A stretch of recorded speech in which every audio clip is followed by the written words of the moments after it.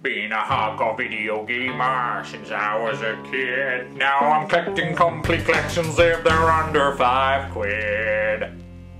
PS3. Hello and welcome once more to VG Trader and my complete PS3 collection for £5 or under.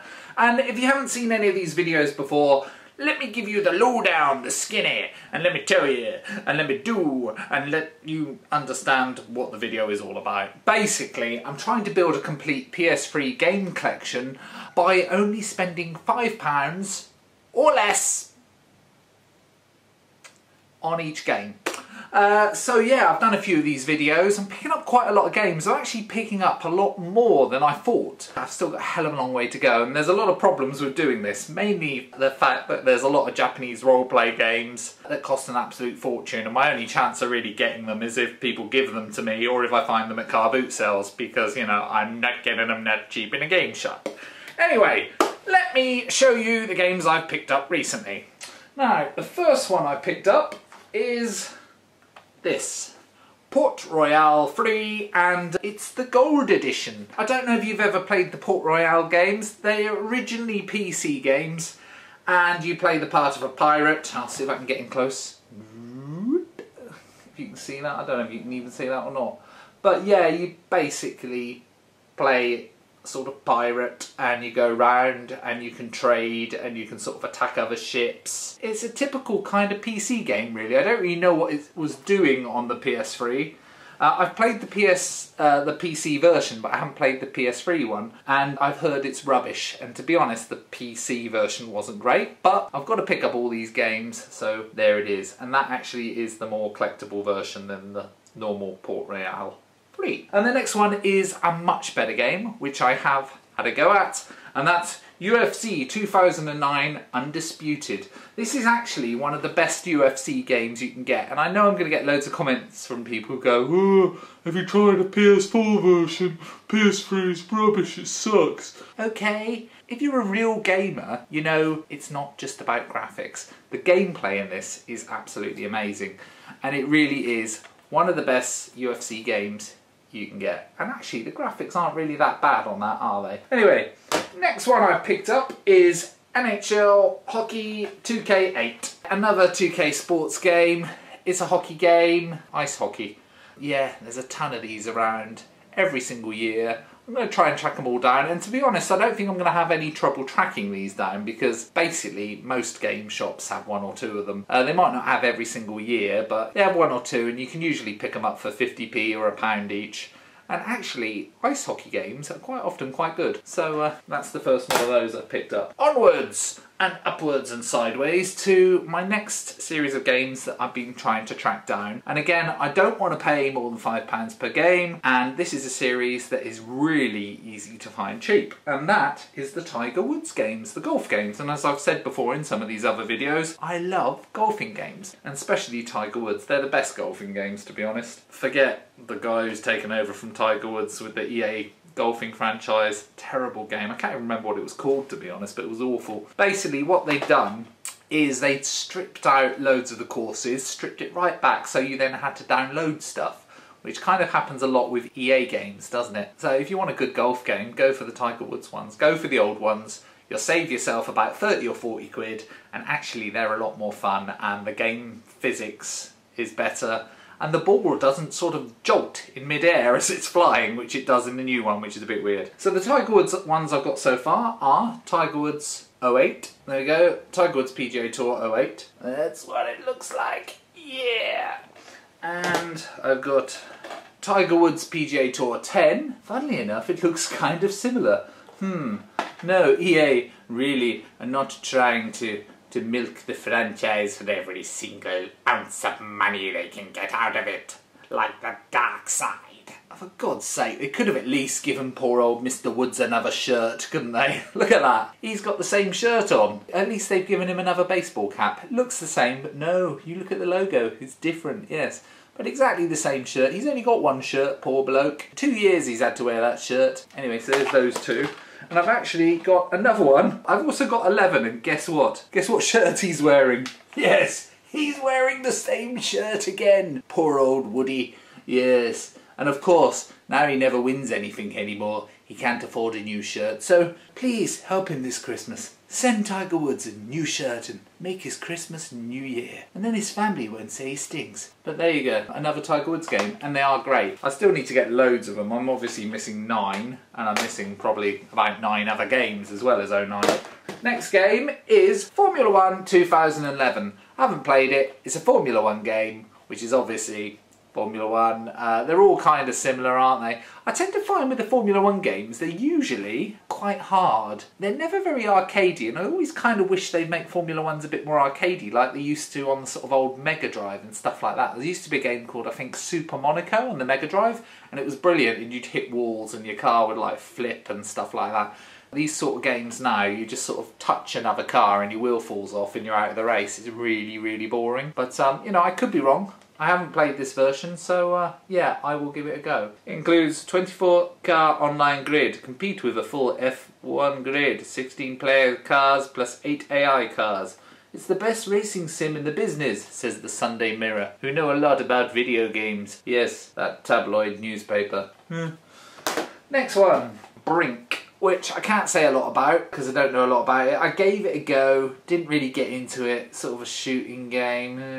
It was alright. There's so many of these shooting games though, aren't there? Join the fight as one of 4 combat classes. Tackle obstacles with ease thanks to Smart. I don't know what Smart is, I'm not very smart. Near endless customization, create a character that is truly unique. It's not endless, trust me. If it was endless, the games industry would have gone bust, wouldn't they? Yeah, it's alright. I picked it up for about 99p, so I can't complain. Next one is another EA Sports game. I haven't made many of those. And it's Fight Night Round 3. If you've played any of the Fight Night games, they're all really, really good. If you want a good boxing game, buy any of the Fight Night games. Obviously, if you buy the first or second, it's nowhere near as good as the later ones. And I think there's like a Fight Night Final Round or Fight Night 4 or 5. But yeah, look into it. All of the games are really good. I think they might have released one on the PS4 now, and probably the Xbox One. But yeah, the graphics are really good. Right, next one is Dungeon Siege Free. What can I say about Dungeon Siege Free? Not a lot. I think it's a roleplay game. Assume the role of one of 4 legionnaires within the crumbling kingdom of Ebe. EHB. Rid the land of evil as you collect countless treasures, upgrade your abilities, and acquire the ultimate combination of armour and weaponry. Yeah, not just one, not just armour, and not just weaponry, yeah? Because you can have a mighty, mighty weapon, but if you've got no clothes, you're just going to get arrested. So, another roleplay game, I guess. On to the next one, Stormrise. And this is a game I haven't played at all, again, and I know very little about. And you'll notice with these games, a lot of these I know absolutely nothing about, but bear in mind, I've bought probably about 120, 130 games in the last few months. And I've probably played about 20 of them, maybe 25. And this one, intuitive, fast-paced control of your troops across massive battlefields. I don't know what it is. It looks like a shooting game, but I think you can command people as well. And it's by Sega, so, you know. I like Sega games. I've always liked Sega games ever since Sonic, to be honest, on the Mega Drive. The next one is Dark Void. I've heard a few things about this game. It's a shooting game, but you can kind of slide across the floor and stuff like that, I think, in it. Yeah, a few people have said it's a bit of a hidden gem. It's by Capcom, so that was quite cool. There we go, and I'll show you the screenshots. If you look at the front, if you look at the picture on the front, that doesn't remotely look like a rip-off of The Rocketeer, does it? Google The Rocketeer film with, I think, Timothy Dalton. It's almost exactly the same as the cover of this. It's purely coincidence, I'm sure. Right, next one is Lost Planet 2. I've not played Lost Planet 1, and there's also a Lost Planet 3. I'm sure they're working on a Lost Planet 4. And again, it's another Capcom game. I do tend to go for a lot of Capcom games, a lot of Sega games. Here I've got a lot of EA games, but to be honest, I'm not a big fan of EA. I think my favourite developer is probably Rockstar. Yeah, I wasn't so into the last GTA game, and I know that's going to get me loads of negative comments. Red Dead Redemption, still the best game they ever made. Next one is Aliens Colonial Marines Limited Edition, and guess who it's by? Yes, it's by Sega. But sadly, it's an Aliens game, and with most Aliens games, as I've mentioned about Aliens versus Predator, I think it was, that I've also got on the PS3. Most of them are absolutely bloody awful games, and this one in particular is also really, really bad. The dialogue's rubbish, the controls are rubbish, the story's rubbish, the game sucks. If you want a good Aliens game, get one of the new Aliens games that have come out on the PS3, but it's also on the PS4, and the PS4 version's brilliant, and the Xbox One, and you can get it, it's like Alien Ripley Edition or whatever, or Nostromo Edition. Get one of those, not this. But unless, of course, you're getting a complete game collection for £5 or less. Next one is Castlevania Lords of Shadow. Castlevania series has been around for donkey's years. It's by Konami. Konami, is it Konami or Konami? See, the thing is, I never really talk about games companies with other people, and you see the title, don't you? Konami or Kanami? I'm sure it's one of those words that everyone pronounces differently. But anyway, it's a Castlevania game. Usually you're a sort of knight beating off loads of skeletons and bits and bobs. As I said that, look, I actually looked, and the back does have a skeleton, and it's usually based in some form of castle, and there's a castle in the background, so I'm guessing it's based in a castle. Yeah, Castlevania Lords of Shadow. I think there's another Castlevania game on the PS3, but I haven't got that one yet. Next one is Cabela's Dangerous Hunts 2011. Now, I know there's quite a few of these games. I've actually played this one. I love these. They're very politically incorrect. What you have to do is blow away a load of rhinos and lions and leopards and stuff, and they sort of run towards you on the screen. It's a light gun game. Obviously in real life I have no interest in blowing away a leopard or a rhino, a bear, or what else is on here? What looks like an ostrich. It might not be an ostrich. No, I don't think it is an ostrich. That would just be silly. But anyway, I've no interest in blowing away any real animal, but in games, great fun, and you're not really hurting anyone. The other thing about this is it's move compatible, so if you've got the move with the little light on, you can use that as the gun. You can also get a limited edition version of this that comes with a massive great shotgun, which is just awesome, and I haven't got, and now they're going for a lot of money. You can use the shotgun with a load of these Cabela Dangerous Hunt games, and there's quite a few of them. So that's the first one that I've got hold of. Next game is Ninja Gaiden Sigma. It got 9 out of 10 by official PlayStation magazine. Now the Ninja Gaiden games always look amazing. Obviously you play a ninja. There's lots of very attractive digitised women in it who are not wearing very much, and the fighting in it is always really good, but they're always impossibly hard to play. They're always incredibly difficult, and I think, oh, I'm going to really try hard to get into this, and then I literally get my arse whooped after about 5 minutes, about 300 times, and I kind of lose interest. But I haven't played this one. I think I played the last one, so I will give it a go, but I know in advance it's going to be really, really difficult. It says intuitive and responsive controls, keep you in the action, diverse, intelligent and dangerous enemies. That's the problem, you see. Intelligent enemies. I don't want intelligent enemies, I want stupid enemies. Stupid enemies that are going to run towards me and allow me to batter them and feel like I'm really tough, and me not get killed 300 times in 5 minutes. Next game, it's my friend Vin Diesel, and the game is Wheelman. Now, I mentioned before that aside from making all the Fast and the Furious films and all that stuff, he actually owns a game company. Yeah, he made a game, Escape from Butcher Bay, but I have actually got it, and I mentioned it in the other video, but that's one of his other games, and that's great. But yeah, this one, I think it tried to jump on the whole GTA bandwagon, except one, the graphics weren't very good, and two, it was a bit weird, really. And by weird, I mean you could kind of jump from car to car whilst they were going really fast. That was a fun little mechanic, but sadly the graphics didn't really live up to it, and the backgrounds are blooming awful. But this is still a really, really fun game, so if you find it, give it a go. You can still get it in game shops, it's still pretty cheap. You can pick it up for probably £1 or £2 in Britain, and I'm sure in America it's probably pretty cheap as well. And Vin is actually a gamer himself, so he puts a lot of input into his games, and I know he's got some other ones coming out soon. Next one is also someone famous, and it's 50 Cent. Yes, that's my very English. 50 Cent, Blood on the Sand. I'm not a rapper. This is a really, really funny game for all the wrong reasons.